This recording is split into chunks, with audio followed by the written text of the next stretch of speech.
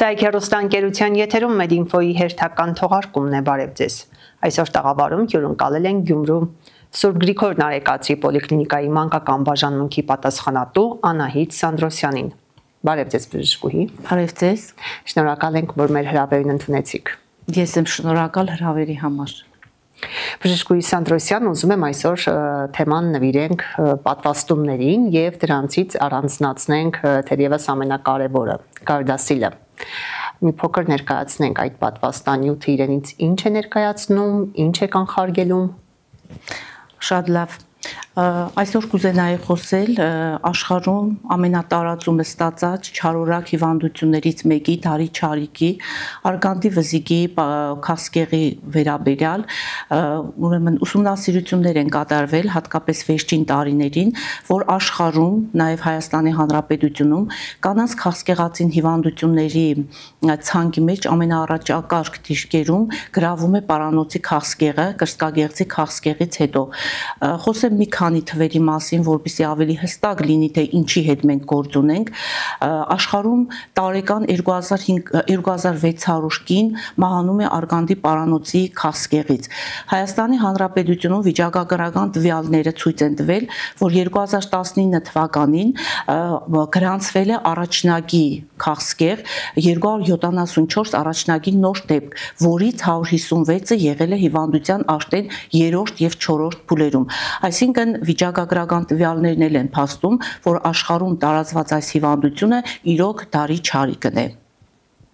Չնայած ինքը նախ ասեմ, թե ինչ է իրենից ներկայացնում պարանոցի քասկեղը,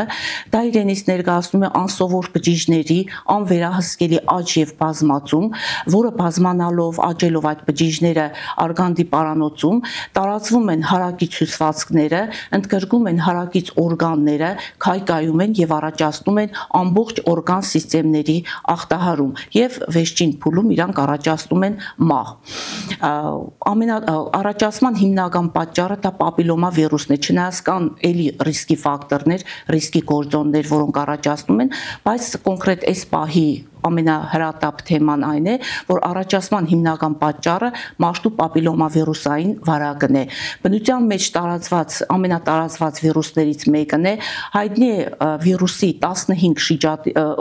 շատ շրջատիպեր, որոնցից 15-ը օնկոգեն են։ Մնացածը ավելի քիչ ախտածին են եւ կարող են լինել նաեւ ոչ ախտածին։ Եվ ուսումնասիրությունները էլի ցույց են տվել, որ բնակչության 80%-ը կյանքին տասկում գոնե մեկ անգամ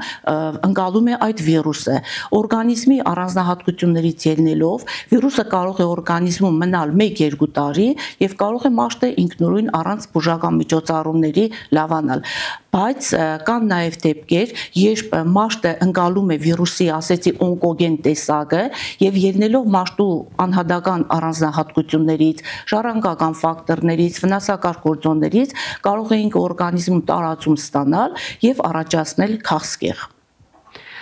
Կանխարգելման նպատակով այ դուք ներկայացրեցիք ինչ է իրենից ներկայացնում արգանդի պարանոցի քասկեղը։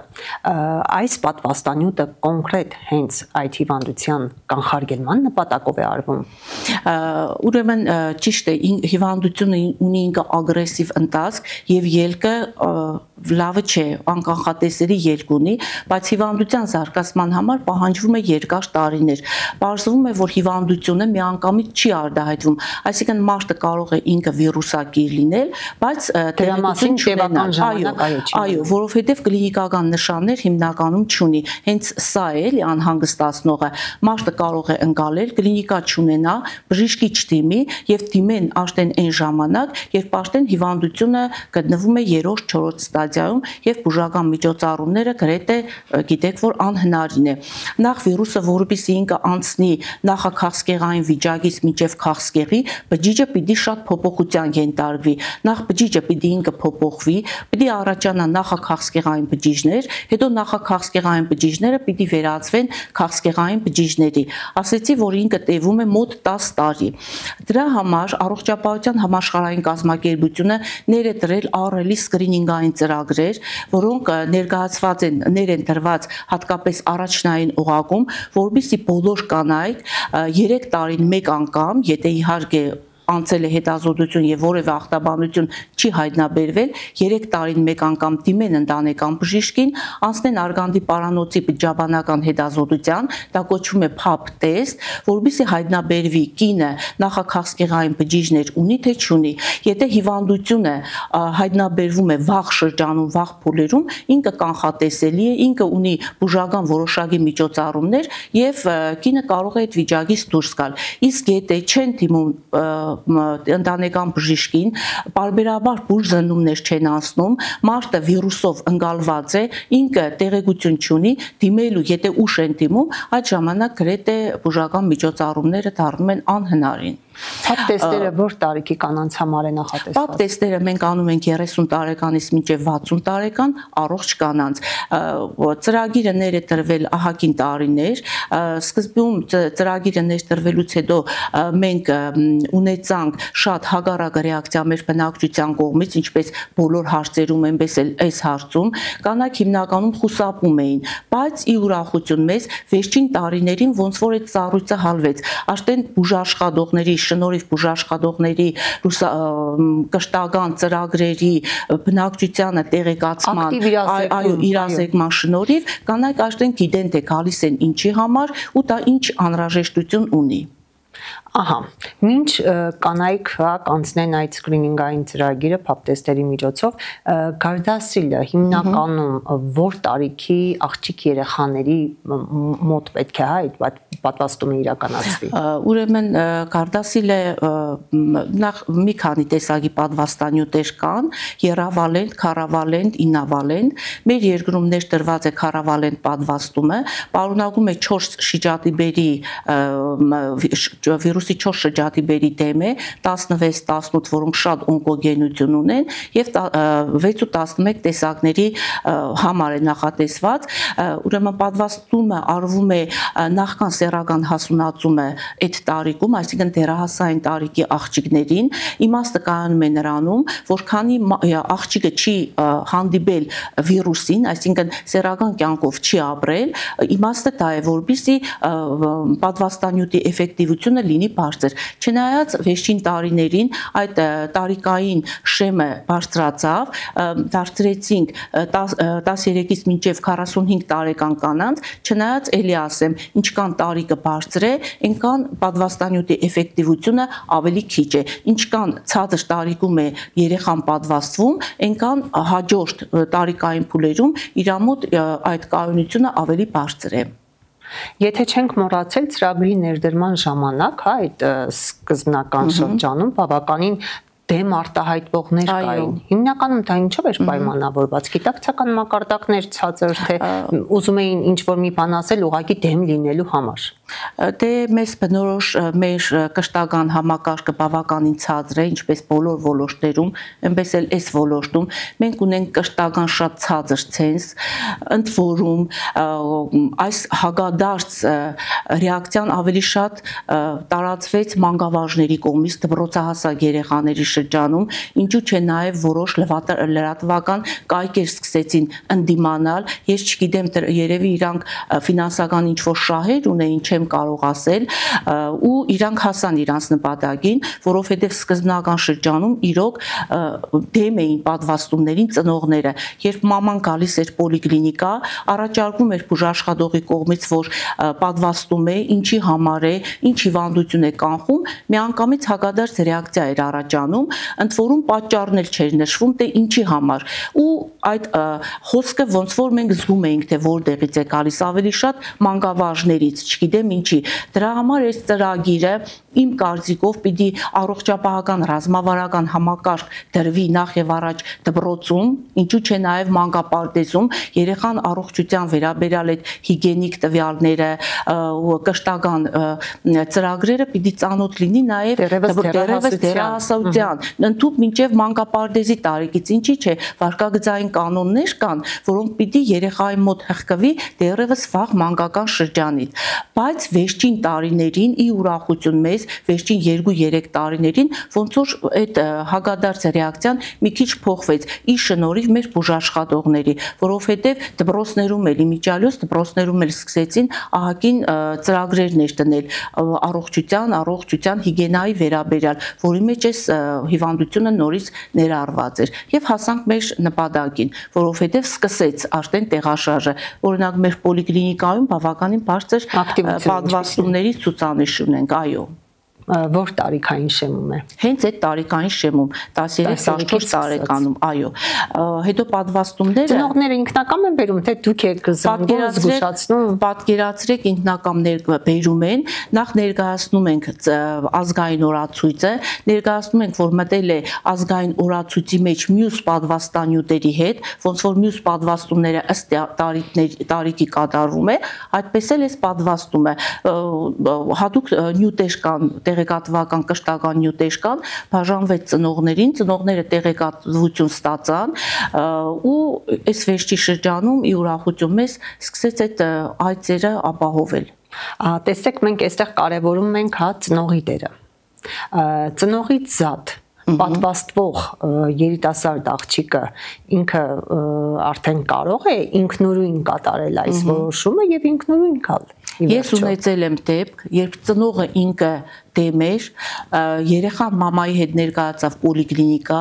ես ներկայացրեցի ինչ է ներկայացնում Իրանից հիվանդությունը, հետագայում եթե մաշտը ընկալի վիրուսը, հետագայում ինչի կարող է վերածվել, մաման դեմ էր, աղջիկը ուշադիր լսեց, ես ներկայացրի, որ մենք որպես բուժաշխատող պարտավոր ենք ձեզ ներկայացնելու, ասեցի աղջիկ ջան, վերջին խոսքը ձերն է, դուք կարող եք հրաժարվել, բայց Աստված մի արասե, եթե կյանքում հանդիպես վիրուսին, եթե որևէ տարիքում դու խնդիր ունենաս, հիշիր մեզ, որ վաղ այս դեռահասային շրջանում ձեզ զգուշացվել է։ Այդ աղջիկը մի 2 րոպե սպասեց, մամային շուռ եկավ ասեց, ես պատվաստվում եմ։ Ընդ որում այդ աղջիկը ուներ սրտի բնածին արատ։ Ինքը հրաժարվել էր նաև մյուս պատվաստումներից, ստացավ այս պատվաստումները, որոշակի ինտերվալ պահելուց հետո ստացավ նաև այն բաց թողածները, որոնք պիտի ստանար վաղ մանկական տարիքում։ Պատվաստումները տարավ շատ նորմալ, որևէ հետ պատվաստումային անբարեհաջող դեպք մենք չունեցանք եւ ոնց որ դա ստիմուլ հանդիսացավ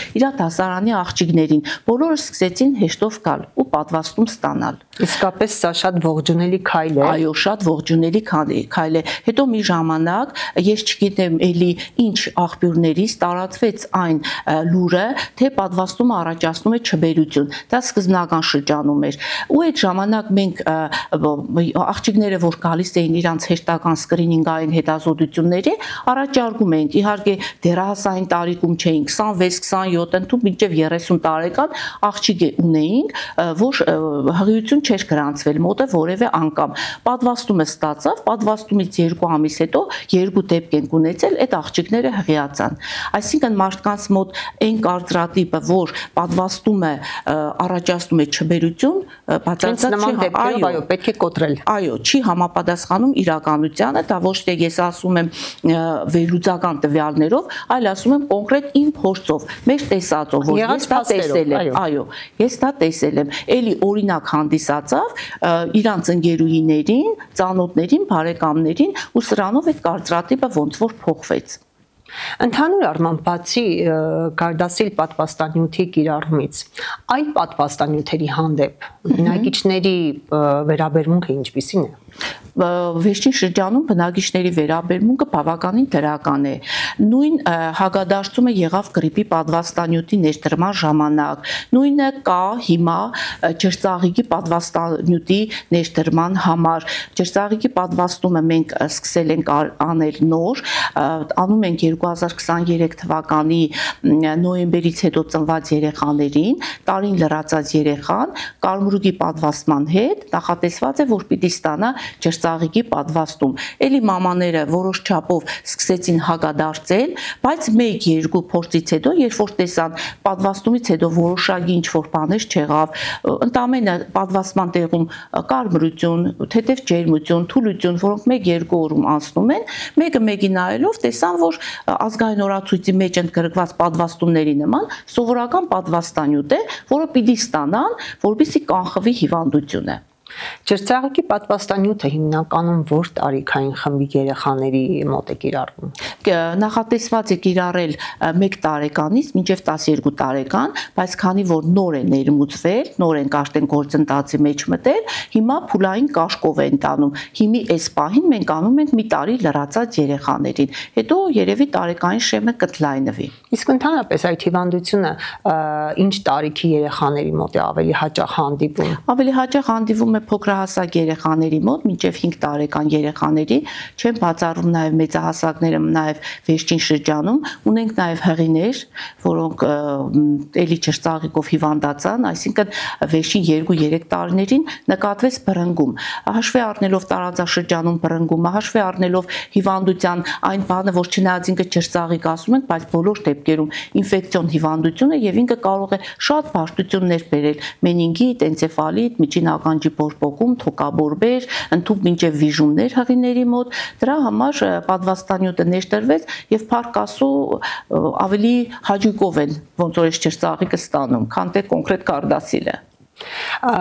Հղիների մոտ հիմնականում ճրծաղիկը ինչպիսի բարդությունների կարող է հանգեցնել, նշեցիք։ Հղիների մոտ կարող է հիմնականում տալ վիժումներ, ավելի շատ վիժումներ, բնածին արատներ,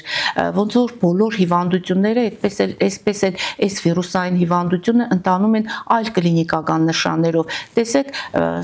առաջ մի քանի տարիներ առաջ գրիպին վերաբերվում էինք շատ թեթև, ասում էինք գրիպ է ու անցնում էինք, բայց հիմա տեսնում ենք դեպի կովիդից հետո, չէ՞, կովիդից հետո, զգոն վիճակ եղավ։ Այո, տեսնում ենք, որ գրիպից հետո ինչ բարդություններ են լինում, հատկապես երեխաների մոտ։ Եթե կովիդի շրջանում օրինակ երեխաները ոնց որ տեսերս մնացին այս կովիդից, գրիպից, թոկաբորբերից, այս վերջին մի տարում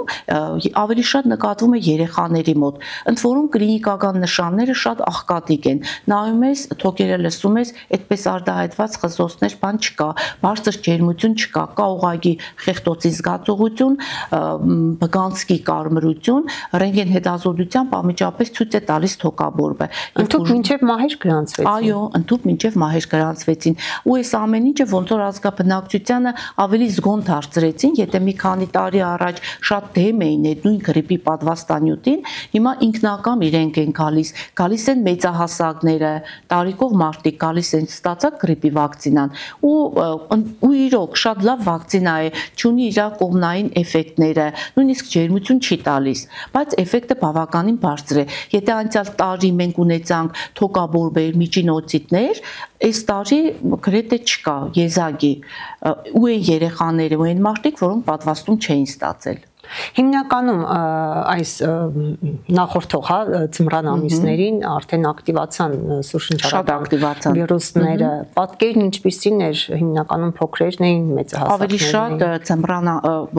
հունվար, փետրվար ամիսներին ավելի շատ երեխաները հիվանդացան, փոքրահասակ, մինչև 5-6 տարեկան երեխաների մոտ ու ավելի շատ իրանք բարդացան թոկաբորբով։ Էլի եմ ասում, կլինիկա գրեթե չկար, բերում էին երեխային։ Ինչպիսի ախտանիշներով էին գալիս։ Մենակ խեղտոցի զգացողություն, բգանցքի կարմրություն, նույնիսկ սատուրացիան որոշում էինք, սատուրացիայի տվյալները բավականին բարձր հուսադրող տվյալներ էին, բայց ոնց որ ներքին ձայնով ուղարկում էինք ռենտգեն, անմիջապես ռենտգենի պատասխանը ցույց էր տալիս թոկաբորբի պատկեր։ Չնայած այս երեխաները ամբուլատոր պայմաններում բուժումներ ստացան, ու ստացիոնարի կարիք այդպես չեղավ, արեցինք են գործելակարգերով, ինչ որ նախատեսված էր, բոլոր դեպքերում բարդություններ տվեց, գրիպը բարդություններ տվեց։ Ու ավելի շատ են երեխաների մոտ, որոնք պատվաստում չէին ստացել։ Ահա, ես հենց դա էի ուզում հարցնել, թե կա տարբերություն։ Շատ շատ տարբերություն կա։ Մենք այս վերջին շրջանում ունեցանք նաև երեխաներ սինուսիտներով, հայմորիտներով, միջին ականջի փոշպոկումներով ու էլի այն երեխաները, որոնք չէին ստացել գրիպի վակցինան։ Հիմինով պատրաստ են, թե երբ կլինի վակցինա, կանք ստանանք։ Տեսեք, անցյալ տարի մեծահասակների մոտ շատ եղավ թոկաբորբի դեպքեր, բայց ի ուրախություն մեզ այս ծմրանը, մեծ աշնանը ավելի ճիշտ, մեծահասակները եկան, պատվաստումներ ստացան ու մեծահասակների մոտ այդպես բռնկումներ չունեցան։ Այո։ Հիմնականում ինչպես է գնահատում այցելությունները բնակիչների, պոլիկլինիկաների հետ կապը ինչպիսին է։ Բավականին բարձր։ Պոլիկլինիկա հաճախում են, բոլորը վստահում են իրենց ընտանեկան բժիշկներին, անընդհատ ընտանեկան բժիշկների հետ կապը կա, դիմում են բոլոր տարիքային խմբերը, 0-ից մինչև մեծահասակներ, դիմում են հիվանդությունների կապակցությամբ, դիմում են սկրինինգների համար, դիմում են պրոֆիլակտիկ պատվաստումների համար, այցելությունները բավականին բարձր են, իսկ սեզոնին, աշուն գարնան ամիսներին, գիտեք, այս վիրուսային հիվանդությունների հետ կապված այցելությունների թիվը ավելի մի քանի անգամ նույնիսկ եռապատկվում է։ Այդ մեծ քանակի այցելություններով պայմանավորված հերթերի գոյացություններ, մի փոքր դժգոհություններ կան, դժգոհությունների իհարկե կան, քանի որ հիմա էլեկտրոնային առողջապահական համակարգը մեզ թույլ է տալիս մարդկանց հեշտագրել, թե արդյոք օգտվում են այդ համակարգից։ Օգտվում ենք այդ համակարգից, սկզբնական շրջանում ունեցանք շատ մեծ դժգոհություններ, թե ծրագրից օգտվելը հիմնականում դժվար էր, բայց ոնց որ քիչ մարդիկ հարմարվեցին, որ պիտի ոնց որ աշխարհի մյուս երկրներում թելադրում է իրավիճակը դա, որ բժիշկի մոտ պիտի ունենաս գրանցում, որովհետև բժիշկը չի կարող այս ծավալով հիվանդներ, այս ծավալով աշխատանք կազմակերպի որակով։ Դրա համար հեշտագրվում են։ Իհարկե, այդ հեշտագրվելը չի վերաբերում սուր հիվանդություններին, ծանր դեպքերին, եթե գալիս են խնդիր ունի, ասենք վիրաբուժական ինչ-որ խնդիրներ կան, սուր բարձր ջերմություն, իրանք առանց հեշտ սպասարկվում են, իսկ մնացած ամեն ինչը կատարվում է հեշտագրումով եւ տեղորակի սպասարկումը, տրամադրումը եւ քրոնիկ հիվանդություններին նայելը եւ տեղեկանքների տրամադրումը եւ սկրինինգները եւ ուրախություն մեզ սա ահագին հունի ընկել է։ Շնորհակալ ենք շատ, ինձ արդեն հուշում եմ, որ մեր հաղորդումը մոտեցավ իր ավարտին, ես կուզենայի նաեւ վերջում ձեր կարճ, ակիրճ կոչը հորդորը հղեիք մեր հեռուստադիտողներին։ Հորդորում եմ մեր ազգաբնակչությանը լինեն ավելի զգոն,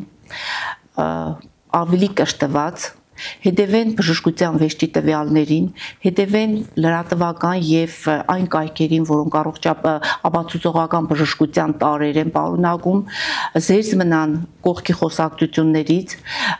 իրանց երեխաներին բերեն պատվաստումների, ինչու՞ չէ նաեւ մեծահասակները օգտվեն այս պատվաստումային գործընթացից, որովհետեւ բժշկության մեջ միակ ամենաճիշտ նվաճումը որ կա, դա պատվաստումներն են, որոնք փրկում են կյանքեր, որովհետեւ եթե մարդը, կինը հատկապես լինի առողջ, ինքը կունենա առողջ